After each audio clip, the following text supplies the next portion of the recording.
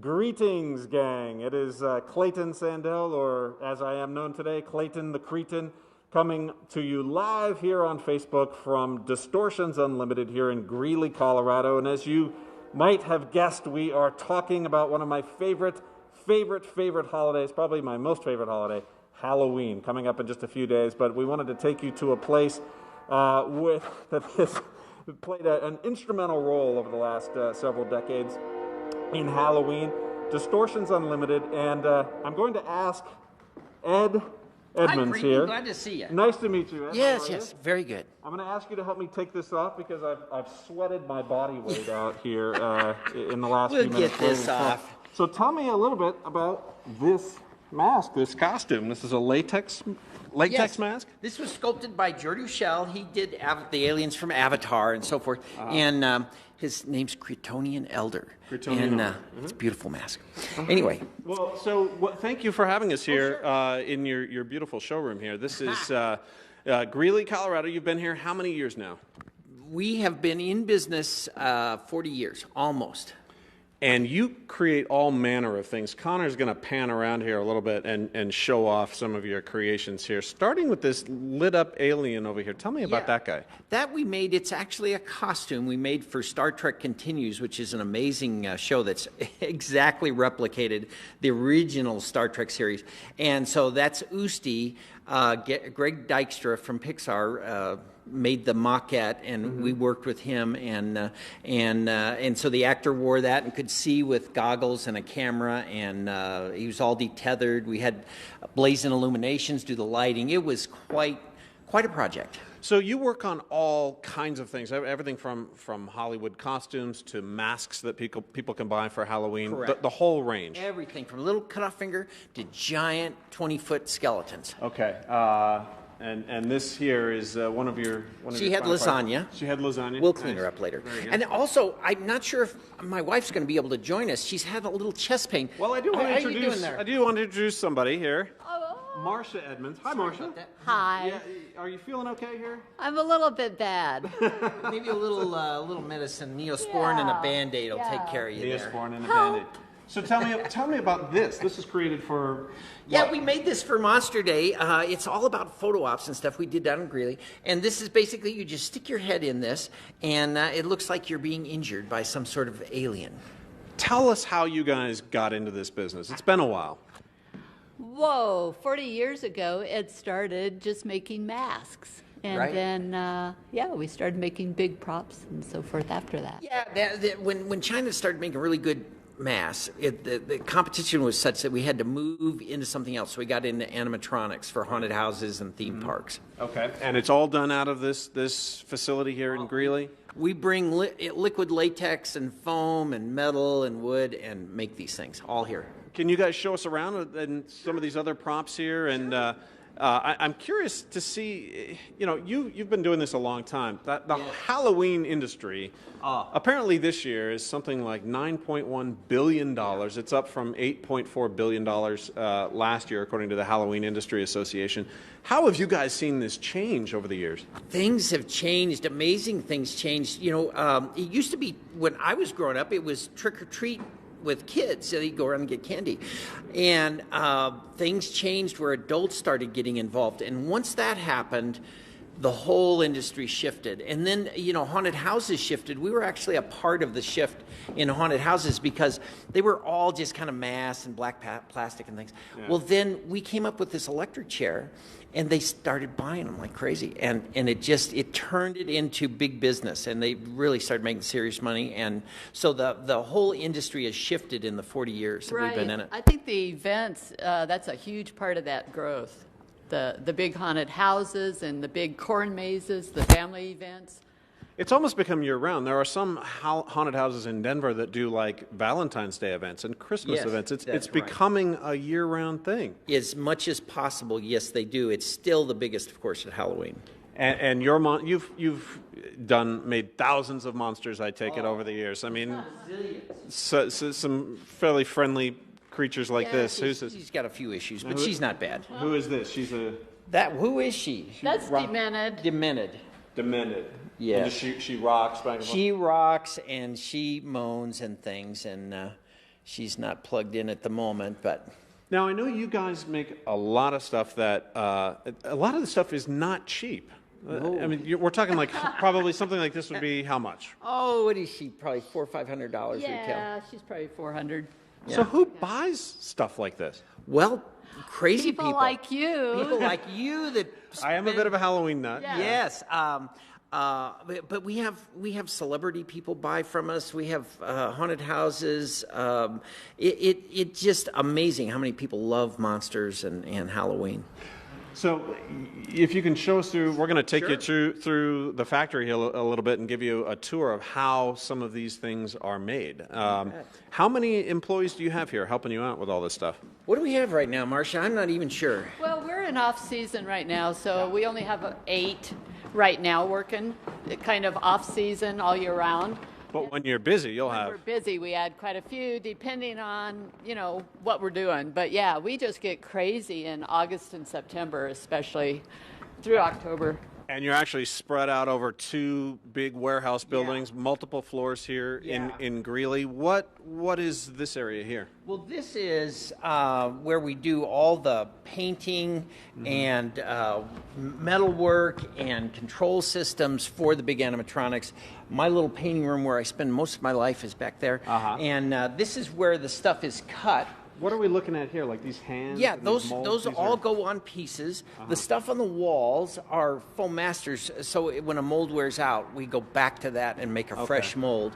Most of our molds are plaster. We do have fiberglass and plastic. And how do you decide what to do? I mean, you've got aliens, that looks like some sort of vampire thing. I mean, are you getting customer feedback? Is it demand, like more vampires, more? How do you decide what crazy, weird thing to do? I think mostly we kind of watch what the culture's up to. If there's a lot of vampire movies, well, we'll try to do vampires. But a lot of it's just, what would be weird? What would people want? Trying to figure out what the next big thing has been the challenge for 40 years, trying to figure that out. What has been the trend this year or the last couple of years? Oh, gee. I think the big thing in the last probably 5 years or more has been zombies. Prior to that, it was vampires. And this is television driven. Yeah. So we've sold a lot of zombies, which is one of my favorites. I like zombies and aliens. I'm not so much into vampires, especially attractive teenage vampires. They don't do it for you. They have problems. I was going to say, serious rock fans may recognize this face if they squint and kind of imagine. So tell us about this character. Well, we've done a lot with Alice Cooper, and this is the head that gets cut off in the guillotine scene. They have to. Alice puts his real head in this illusion. This is in his stage show. Yes, and so when the executioner pulls his head out, this is it. Now, the one we do for Alice has a squeeze bulb, and he actually squirts into his mouth. The executioner does that. Yes, and then he kisses Alice and then spits blood on the audience. That's lovely. Yeah. Oh, it's very nice. So you took a head cast of Alice Cooper? No, we didn't. We actually took pictures of him when he was out at the studio, and we had this sculpted by Lee Joyner. He did a beautiful job. So these heads are destined for his stage show, or have been? These are ones you could actually license. We're selling these now. We have made a lot for his stage show, but it's out of the same mold. It's really kind of cool that you can own a little piece of rock and roll history. You can literally own the head of Alice Cooper. Yes. Fantastic. And tell us about these guys here. Yeah. So this is an example of some of the masks we do. Now we're starting to get back into masks. This is Resurrection Series stuff. This was sculpted again by Jordu. Very talented. This was done a long time ago, right? This This is probably... The original was done maybe in the 5 years ago. In the 80s, but this is a resurrection. Okay. Yeah, this is a resurrection. This is a better sculpture of the same concept, and so it's called Human Air. And how much would a mask like that sell for? What do these sell for? A couple $100? Those are $180. $180. High-end stuff. Very high-end. Now, you were telling me about, you had a Mask of the Month club. Are you still doing that? No, we stopped that. We replaced it with Monster of the Shadows, and it's more like every quarter. But this was one of your Monster of the Month. Tell me about what that program was. Well, now, see, this one's kind of special and dear to my heart. the first mask I sculpted was Andromeda, and so this is the 4th version of Andromeda and the last version, and so that was the last piece that people that were part of the club got. And we were talking about how it's not an industry that's necessarily Halloween anymore. You've got some elves here Yes, for Christmas. well, we're working on a big Christmas thing. We're going to do a sleigh, and we got a sneezing snowman that when he sneezes, snow comes out of his nose. Sleigh, S-L-A-Y, or? Yeah. No. This is all friendly. All friendly. As friendly as we can get. We're not real good at friendly. So we're doing So we do 45 weird of stuff these like little that. elves, and you know, a lot of people. We're trying to make them friendly, but a lot of people think they're scary. I don't know. Friendly.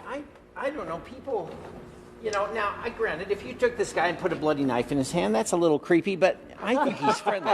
Yeah, he can be a little creepy. Right? And we started to look at this. What is this guy? Well, this is amazing. just a one-of thing. Is this a mask or a costume? It's neither. It's something. What's this original sculpture from? I don't even remember. I don't know. And I just put It's horns terrifying. on him. He's just something weird. We do things that just don't even make sense sometimes. But anyway, So it all comes out of the molds, Everything's and then it's cut. got to be painted. that's right. It gets cut, and then if it gets animation, Mike Glover is in here, his land, and he put metal in it, and pneumatics, and control systems, and so forth. And this guy here is not operating at the moment, which is probably an okay thing. But That's tell probably me good. what this guy does. He's an animatronic. His name's is it Puke, honey? Is that It's Puke. Okay, his name's Puke, and so you can guess what he does. We have a little bucket for him, and So he will actually move and make some. And and he. Spews into a bucket. Yeah, we have a big one, New Spew, that's a big old guy, and he punches over and hurls and massive amounts of stuff. And that is, I've actually seen a guy puke because they were watching that. I came around the corner at a trade show, and I heard it going, and there was a young guy, he must have been up partying too late. He was puking in a trash can as New Spew was. Happy lunch hour, folks. Yeah, that's amazing. Now, what would a puking guy cost me if I? Oh, geez, maybe a few hundred, I think, something no, like that, New 300 or Spew's 400. Probably a few thousand. Yeah. That's a deal. Yeah, it's incredible. All right. And so this is just as an example. Oh yeah, we saw the. One of the guys, unpainted, and then we bring him in the paint room, and he gets painted. Oh, see now. Yeah, now he's scary. Now he's scary. That's a scary one. I think that's very friendly. It's I want eyes. to bite you. But yeah, I guess they are scary, but to me they're just as cute as a bug's ear. And the alien here. Did we get a shot of the alien here? You've got a. example too. So they come out of the mold a little drab, Yeah. and then through a series of steps and things. The painting really does bring them to life. Yeah, we put on really good paint jobs. It's all speckled with different translucents and things to get that look. And I think this guy wants to take you to his leader. All right. So this is where I live. This is the paint room. The Yeah. landlord couldn't understand why the paint room was so big when we put it in until he saw we had 85 grandmas in here, and he understood then. So when you are in the height of your season here, this will be filled with all manner of monsters, just waiting to get splattered Yeah. with blood and Yes. whatever else. It's pandemonium and gory and friendly and weird. There's a lot of stuff we make in here. Yeah. Move it fast. Even now, we're starting production for our distributor, and so then massive stuff starts Yeah. going through again. All year long. Yeah. You guys have been doing this a long time. Why do you love this? Do you still love it? Does it get old? It's still work, but it has its moments. I mean, there is nothing like, the movie It's a Wonderful Life. It's kind of like that, except monsters. And is this the time to you're getting a little bit of a break? We haven't hit Halloween, but you've passed your big rush now. I think. Yes. Yeah, it's finally slowed down. Actually, yesterday was kind of the last big rush. We're rushing to get a truckload of 100 of these Monster of the Shadows out. So, Well, fantastic. We're just going to take one more look around here as we get going. Do you know what's on tap for next year? Are you constantly thinking about Halloween? Do you ever Yes. get a break? No, it's year round. It's always, and we're always trying to figure out what the next thing is. What's the next crazy thing? And we make a lot of mistakes trying to figure that out. But once in a while, we'll catch one. Right. We have 2 big trade shows coming up. The first one is in New Orleans, and that's the Halloween and Party Expo. So we develop a lot of our new stuff for that show, and then the Transworld Haunt Show, which is in St. Louis in March. So yeah, we're developing new stuff all year round. Yeah. All right. Well, we really appreciate you guys taking us through and kind of pulling the curtain back on how all this stuff works. It's a lot of fun, and we thank you guys for joining us, and hope you have a very happy Halloween. Thanks, Happy Thanks, guys. Halloween. Ed and Marsha Evans. Take care, guys. Thank you.